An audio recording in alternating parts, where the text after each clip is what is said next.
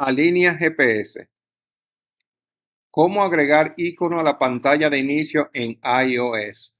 Método alterno. Para agregar un atajo Chrome en su pantalla de inicio en equipos con sistema operativo iOS, debemos descargar desde App Store la aplicación Atajos. Una vez descargada e instalada, abrimos la aplicación y hacemos clic en el símbolo de más, que se encuentra en la barra superior derecha. Así creamos nuestro nuevo atajo. Hacemos un clic en el campo nombre del atajo en la parte central superior y escribimos Alinea GPS. Luego hacemos un clic en el icono localizado en el extremo izquierdo superior.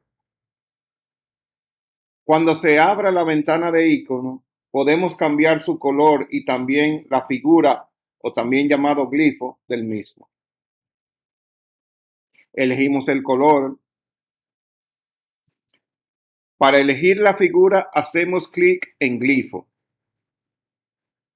Aquí tenemos tres categorías: objetos, personas y símbolos. En nuestro caso elegimos vehículo en la categoría objetos. Y luego hacemos clic en listo. Ya tenemos el nombre y el icono de nuestra preferencia. Ahora hacemos clic en agregar acción y cuando se abra la ventana, hacemos clic nuevamente en la pestaña APPS en el lado superior derecho. Buscamos Chrome, hacemos clic y nos aparece 4 acciones. Damos clic en Abrir URLs en Chrome.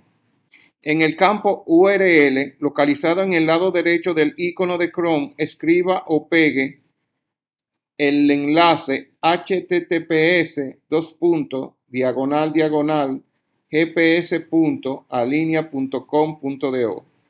Podemos probar esta acción haciendo clic en el icono Play, que se encuentra en la parte inferior derecha. Nos abrirá la URL de Alinea GPS en Chrome, comprobando que todo está correcto. Ahora, solo nos queda agregar el atajo a nuestra pantalla. Para esto, hacemos clic en el botón de Preferencias. Este es el botón azul que se encuentra en la barra superior a la derecha. Hacemos clic nueva vez en Agregar a la pantalla de inicio. Haga clic en Agregar. El atajo se agregará y podrá encontrarlo y accesarlo en la pantalla de su equipo. Ya estamos listos con nuestro atajo en la pantalla. Alinea control. Presencia local, alcance mundial.